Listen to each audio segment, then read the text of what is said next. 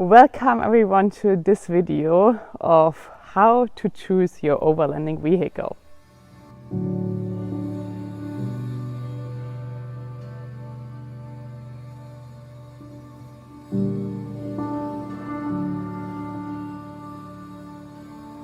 After I became a mother, of course a lot of things changed, but the one thing that didn't change was that I still really wanted to go traveling with my partner and also with my child. And of course you cannot continue traveling on a motorcycle like I used to, but we had to invent and find new ways. And we started our travels with my Toyota Land Cruiser that I drive in my normal life. And when little A was, I think, 8 months old, we went on a longer trip to Austria, Italy, and just got into the traveling with a child mood. And after this trip we realized we really would like to have something different, because you're very restricted in a normal car that has no place where you can stand up. If the weather is bad, it's not so easy anymore because you're really like confined in this car. Your child wants to move.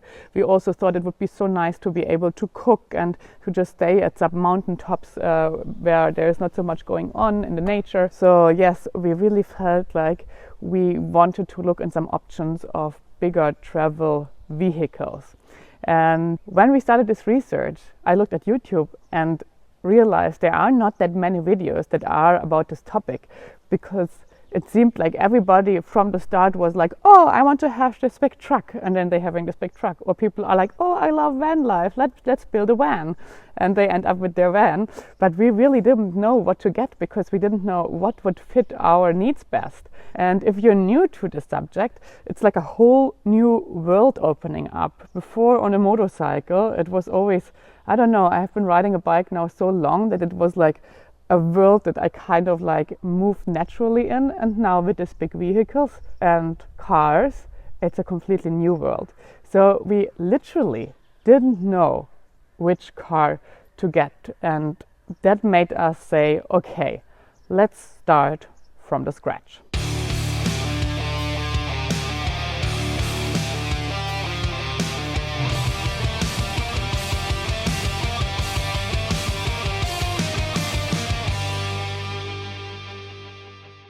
Starting from the scratch for us meant look at all the options that are available and that we think might be something for us. If you look at overlanding vehicles, the first thing that comes to your mind is this huge overlanding traveling trucks.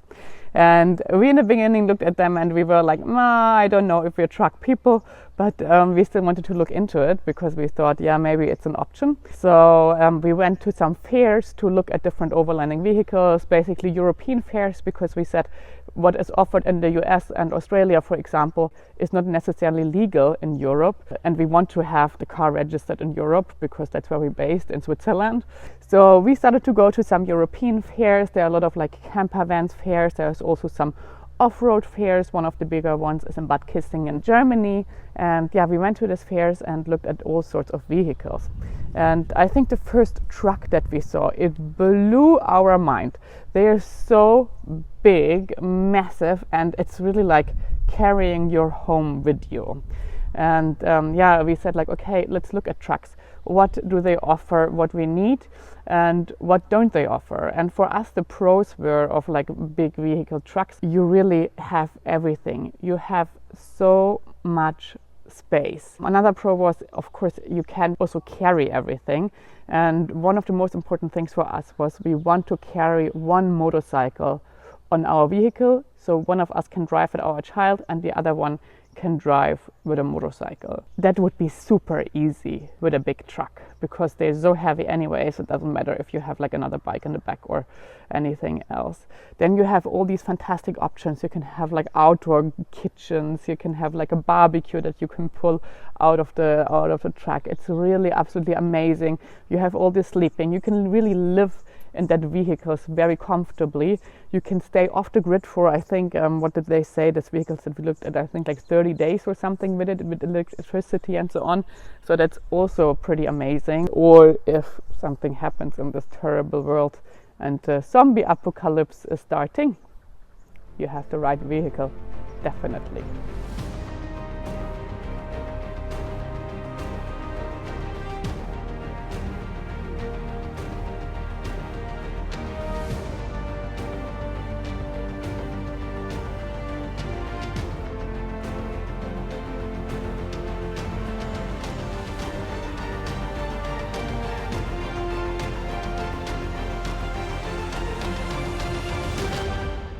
we kind of like started out not liking trucks because we thought we're not truck people.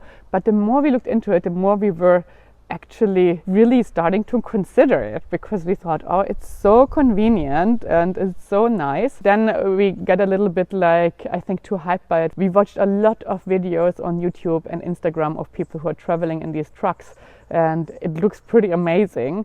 So yeah, I think we got a little bit sucked into that truck world. But then also at one point, after this whole hype that we had, or this like whole wow, these are so crazy vehicles, vanished, we also looked at the cons of having a truck like this. The biggest cons are, of course, the price. These vehicles are incredibly expensive, even if you do a lot of yourself, which we don't want and can't do because we're both not very handy.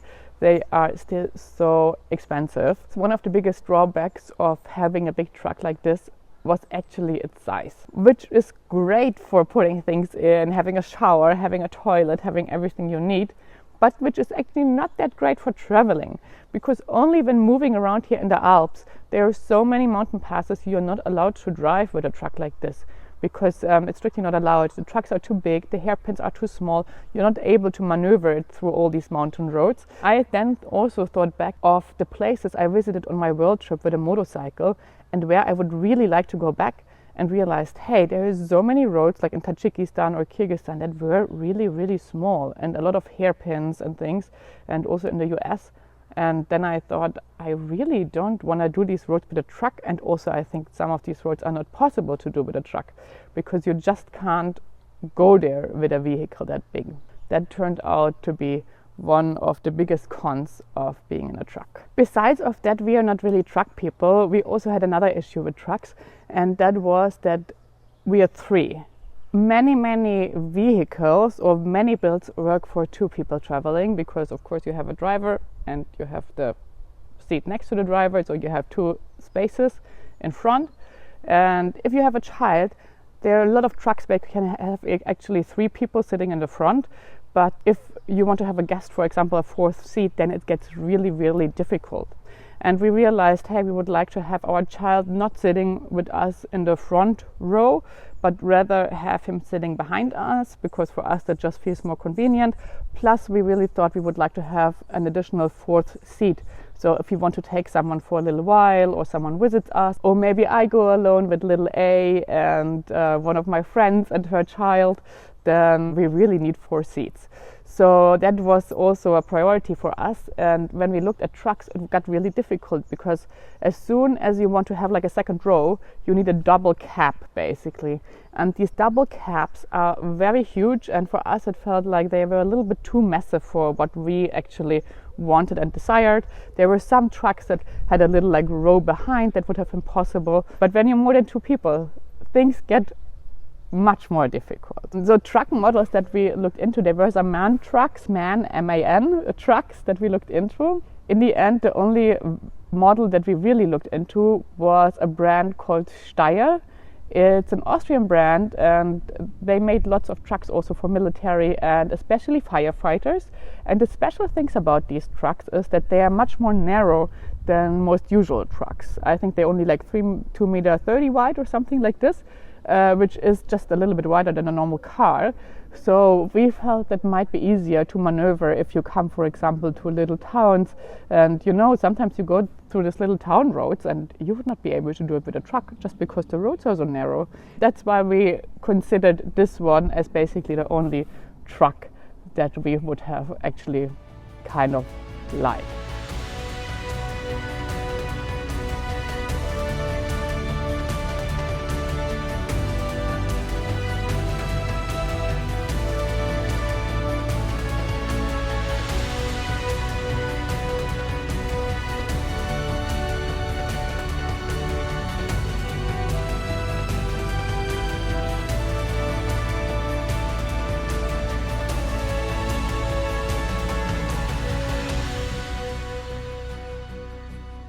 At one point we also had to say, okay, let's look at other options. The second option that we really looked into, and we spent a lot of time with that because there is also so much material and so many videos of it online and on YouTube, is a Unimog. And I think the Unimog is probably the most classic travel vehicle, or at least, I don't know, it feels to me like, yeah, if you go overlanding, the Unimog, it is.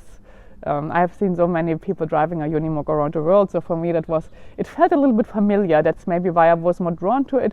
Also, my partner and I, we both love the looks of Unimogs. We think they look so cool, and yeah, we really looked into all these options of Unimogs and looked at all these rebuilds. There are fantastic rebuilds happening in the US, and the pro of Unimogs is, I think it's a car that basically can go everywhere. I mean, it's really made for being off-road, and it's made for going to places. It's made for climbing on mountains. So we thought, hey, maybe that's it. We love the look. It can go bring us everywhere. It's somehow a really cool car. You can do a lot of things with it. But when we was diving deeper into it, the same issue like with the trucks started to appear, and with the Unimog especially, because the Unimog, compared to trucks, it's not that long a vehicle in general.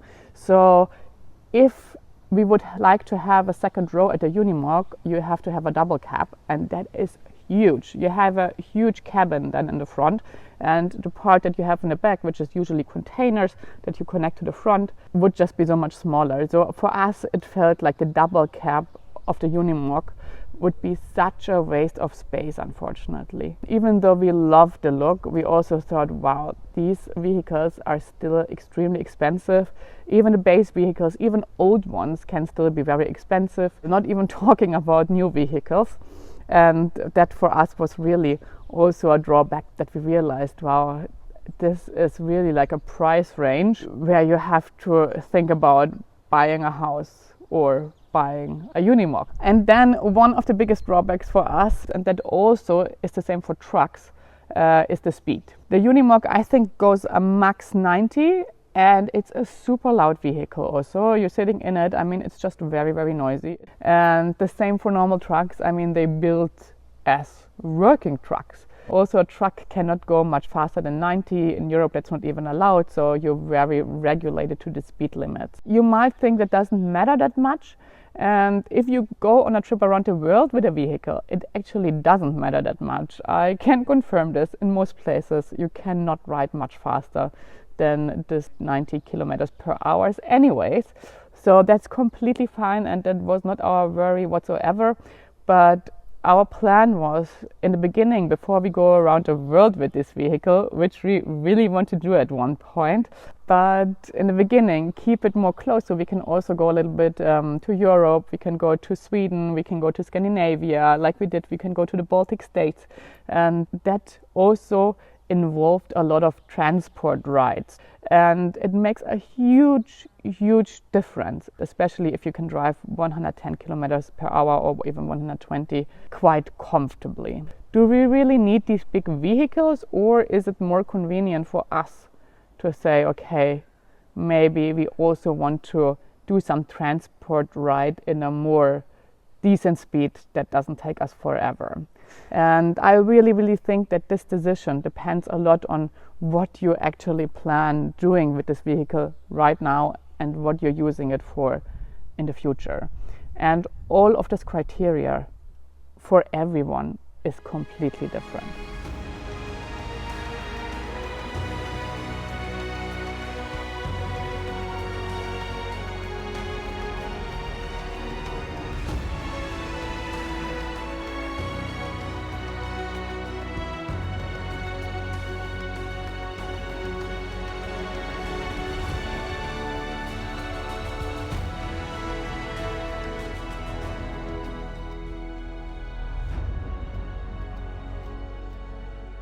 So after we looked into the Unimog and truck world, we said, okay, maybe we consider also some normal camper vans.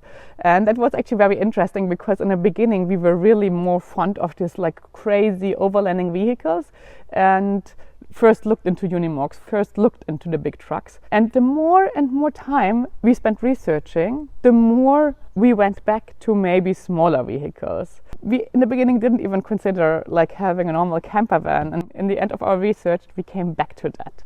And then we started to look into these normal camper vans. Also, we saw a lot of them at all these fairs and saw how great, for example, all these Mercedes 4x4 Sprinters were built, and that we could probably do a build that would fit to everything we need. And with a van it got a little bit more difficult because also most van life concepts are made for two people. And because it's just so much more easier, you have two people sitting in the front, then you have the bed in the back, it leaves you a lot of space, and that would not fit for us, unfortunately, since we're not only two people, since we're three and also wanted to have a fourth place. So from the beginning we said we need to think about a concept that has two seats in the front, that has like a back row, and that has a kitchen, and see how many of the other things that we really wanted we can include in a van. So we went to all these fairs and looked at all these vans and saw them and realized immediately there are a lot of pros for these vans because they are not as big, they are much smaller, but also they're quite capable to go to places. I mean, these Mercedes Sprinters, for example, 4x4 vehicles, they're good. You can go with them on all mountaintops, basically. We also met a lot of people in the Western Alps here in Italy, which is quite off-roady, and who were traveling there with their Sprinter vans, and it was pretty amazing. So we were like, okay, let's look into these alternatives. I guess the pros of these vehicles are they're not as expensive as a Unimog or as a truck. They are much more agile when it comes to driving mountain roads. They are also more allowed to drive on mountain roads because many times there are like weight limits. There's also weight limits on bridges. If you have not as heavy vehicles, of course you can go to much more places. Of course, the things that speak against traveling with a camper van are also pretty obvious if you compare them to the trucks or Unimogs of this world. Of course, there's not as much space. Of course, you cannot have everything that you can have in these big vehicles.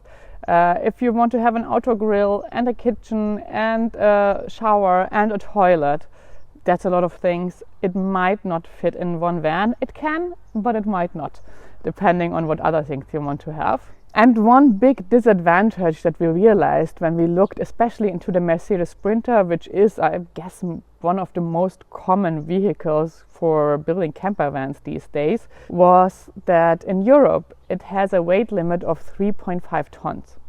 But if you think about like the whole build, you think about a car, everything that you build inside with like kitchen and so on, seats, and then carrying a motorcycle on the back would nearly go above this weight limit. Plus the whole base of the car is not really made for having something as heavy as a motorcycle on the back. I'm sure that's fine if you want to go from one camping spot to the next camping spot, you unload the bikes, you drive them there. But if you want to have your bike on your vehicle, also on some more off-roady stretches, if we, for example, can't or don't want to drive, if it's only one of us with our child and we don't even have a second driver who can drive the motorcycle, we really need a build that can carry a motorcycle on the back. And that started to be a real problem when we looked into the camper van options, because we realized, hey, there are basically no camper vans on the market that are like already built, so also much cheaper or second hand, that fit all of our needs. So we even had to dig a little bit deeper because we realized, okay, if we want to have a vehicle that fits what we want, we really need to customize it to our needs ourselves or with the company.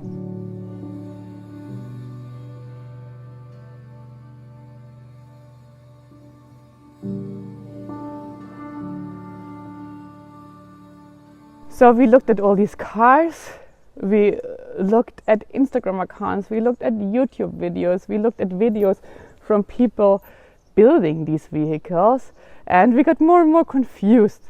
And the problem, and also I think the danger with doing research about your overlanding vehicle, is once you start to see these things, you kind of want it all, because you really see what is possible, and it's amazing what's possible. You can really get everything, and it gets a little bit dangerous because you see what's possible and that there are so many really fancy solutions for things. You get a little bit trapped in wanting it all, or at least that was what happened to us. But as always in life, having all the things is not possible. So at this point in the process, we decided to do a very smart thing, And I can recommend that to all of you who are looking into this question, which vehicle to get. We made a list to prioritize. And we really wrote it down and we said which are our highest priorities. And according to that, we worked through these priorities and kind of set them also really in numbers, not only like we want to have these 10 things and it doesn't matter, but we also said, okay, this is the most important thing for us. And just to share that with you, for us, the number one on this priority list was we want to carry a motorcycle. The second thing on the list was already being agile, because we said, what do we do with a truck if it can't bring us to some of the mountaintops that we love and that we want to go to, even here in Europe? So we said it's really important for us that the vehicle doesn't get too heavy, doesn't get too long, that it's still working for us. And then we worked with this priority list. And according to that, some of the things and the decisions inside the van were made. And you might be surprised, because we decided against a lot of things that are common in normal van builds, and for other things that are actually not as common, just because we thought they fit our way of traveling better. Besides of being agile, we also said another priority is having this 2 rows to seat, and we want to have 4 seats for having guests or a visitor. So we need to have like a second row where our son and maybe a visitor can sit comfortably. When it came to being agile, we also thought about what do we really need? Do we need to stay off the grid for 30 days in the desert with a big truck? And our answer was no, because we're travelers, we're moving. I basically moved nearly every day when riding a bike. I make like a rest day or 2, and even if we go to a beautiful mountaintop, my partner and I both are the kind of travelers who are like, okay, let's stay here for 2 nights and then move on. So we actually realized we don't need that our van or our truck can be in the desert for 30 days without meeting another soul or going to a gas station or going to electricity. The last point that we came over that was on our priority list was that we wanted to customize our van ourselves. And that also came a little bit with the research, because we just realized there are no vans on the market that fit all the things that we needed. And you know, we thought we do this once and we really want this car to be like our car. We really want this car to be like our home, where we choose the interior, where we choose the colors, where we also choose how it works. So that was also something very important for us, that we said we really, really would like to customize our own car.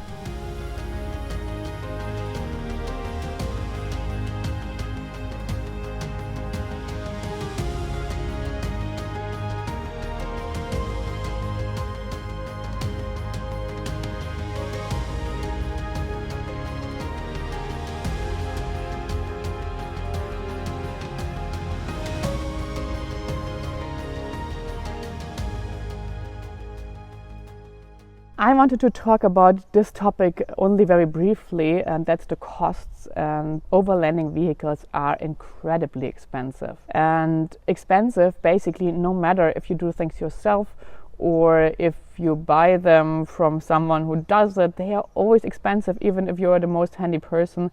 The base vehicles are quite expensive if they are in a decent shape. The interior is expensive even if you do everything yourself.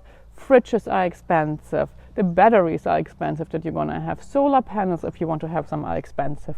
It's just that even if you're the most handy person on earth and you want to have a proper overlanding vehicle that does a little bit more than just sleeping in it without any electricity or water, you will go into more expensive areas. And I will touch this briefly because people are always very interested in how much that is. And I was, to be honest, shocked when I realized how expensive these vehicles really are. And the first time came in touch with these huge trucks and realized, oh my God, they're so expensive. So from our research, the vehicles that would have played like in the area that we wanted, not even customized, but on the second-hand market, and I don't even know if you say second-hand market, I guess you say used vehicle market, even they were quite expensive. And if we're talking about a big truck that we would have liked, which interior we would have liked, which kind of like all the gadgets that we would have liked, like an outdoor grill, because we also said, if it's a big truck, then we want kind of like everything, because this is the reason for having a big truck, that you can have all these things. And a big truck like that would probably have been 600,000 euros or also dollars or more, realistically, because alone the base vehicles in a good shape, they're so expensive. The same basically with the Unimog. The base vehicles, if they are not very old, if they are in a good shape, if you don't want to have too much trouble with them, they are very expensive. And Unimog, I always talk about the things that we like, and we looked a little bit around, and we wanted to have something nice to be with our child and not something that is only work. So we looked in like nice options, and the Unimog that we would have liked would have probably been around like 400,000 euros or even up. And when we looked at all these vans at fairs, we saw, okay, you can really get like a new kind of customized van for 150 to 180,000 euros, depending a little bit on the base vehicle, but that's where kind of like the van benchmark lays, if it's really nice and if it's really, really a good interior, and if it's a kind of new, or if it's a new vehicle. And so we said, okay, maybe it's also more reasonable to go for the small car, because there we can have our own interior. If we would have taken something bigger, it would have been so expensive, we could not have had a customized version, because it just would have gone way out of our budget. So we said maybe it's better for us to have like the car that can do everything that we want, number one. Number two, that we can really have our own interior like we wanted.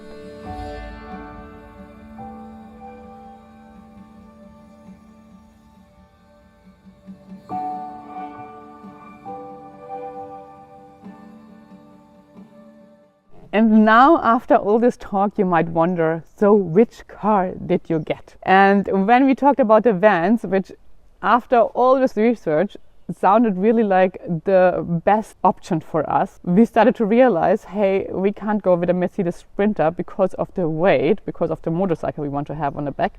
And that quickly brought us to one brand called Iveco, and the car is a Iveco 4x4 Daily, it is called, or Iveco Daily 4x4. It's actually these kind of like working vans also. They're pretty amazing. They are more heavy. They are 5.5 tons, which means for driving that van in Europe, you need a truck driver license, which makes it a little bit unattractive for many people who are doing van life, because making a driver license for a truck is also quite expensive, and it's also quite a hassle. So you really need to be dedicated to do that. But for us, it was clear, we're fine. We're choosing the vehicle that we want. And if we need a truck driver license for that, that's fine with us. We're going to do it, because this is going to be an investment to the rest of our lives. And the great thing about the Iveco is that, number one, it has much more load than a normal Mercedes Sprinter, but it also has a much more sturdy base. As I said, it's a working vehicle, much more stable. And also on the axles, you can have so much more weight than on the Sprinter. And everyone that we talked with who knows something about overland vehicles said, hey, the Iveco 4x4 Daily, with that vehicle, it will be no problem to have like a motorcycle on the back and also still go to places with it on. So when we made the decision that we're going to have an Iveco 4x4 Daily, we stumbled into another problem. We went to a shop in Switzerland and said, hey, we want to buy this vehicle, because we decided we want to get a new one. And the answer was, sorry, we cannot order one for you. And we were pretty surprised, but it turned out that the German police and firefighters had just ordered, I think, like 300 of these trucks. So the production was like running, and you could not place an order for the next like 1.5 years or something like that. And we were devastated, because we did all this research. We decided for a car, and then we were not able to order it. So we looked at the market for used vehicles. It was also not very great, because either the vehicles were already built like as campervans, or they were too old. And after like a lot of research, we finally found 2 trucks that were still on the market, and we were so happy. And then we had to take the next decision because the Iveco 4x4 Daily comes in different sizes. The 2 sizes that we looked into was 6 meters 50 long and 7 meters 50 long. So that's a huge difference if you're looking at the interior of it. One of the main Instagram accounts we followed during this research is an account called Overlanding Expedition. They are driving in an Iveco 4x4 and they are driving with the 7 meter 50 version. And when we looked really into the cars, we saw, wow, 7 meters 50, that is very long if you really intend to put a motorcycle rack on the back. And that's why we pretty quickly decided, okay, we're gonna go for the short version, which means we will have much less space inside. So we need to be extra smart with all of our decisions inside, but we will have still much more agility due to the motorcycle rack not being that far out, because if you have a vehicle again that's then 7 meters 50 long, you're gonna be like at, I don't know, 8 meters 50 at least, I guess, if you put on a motorcycle rack. So we decided to go for the small vehicle. And then the process of customizing our own vehicle started.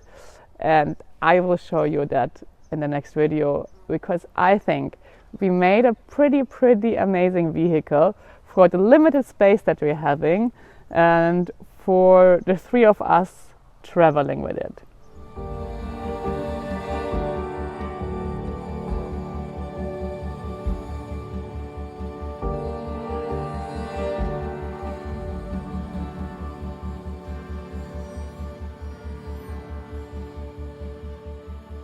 Since I know how social media is, I want to have a little short thing to say about the cost for the vehicle. I know that it's a crazy amount of money, no matter if you buy a van or a truck or a Unimog. It is just a lot of money. And some of you might think it is way too expensive to spend so much money in a vehicle. You know, there are people who are spending all their money in a house, who are paying off their loans to own that house in the end. And there are people like me who are spending their money in traveling and who are investing their money in a vehicle like this. You don't need to think it's a smart decision. You also don't need to think it's a smart investment.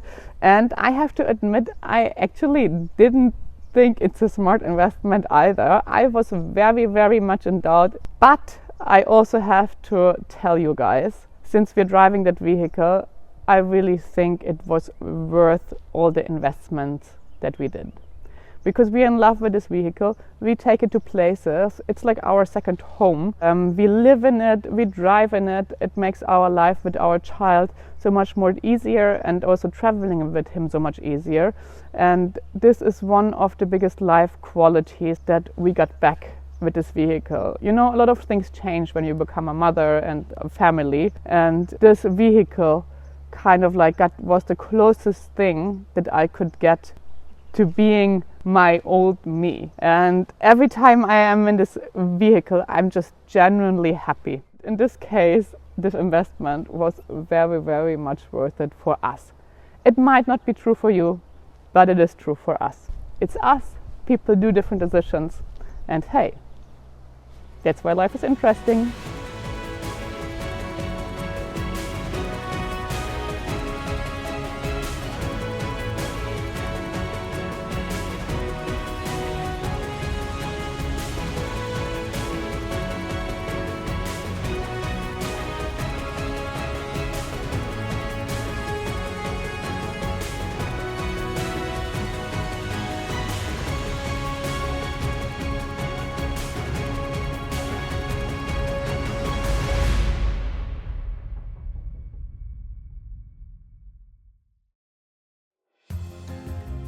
Guys, this was a lot of talking, and the talking will continue next month when I will publish one of the most anticipated videos here on the channel. The room tour of our customized 4x4 off-road camper van. This is a little dream coming true, and I am so happy to share all of our thoughts and ideas for our van with you.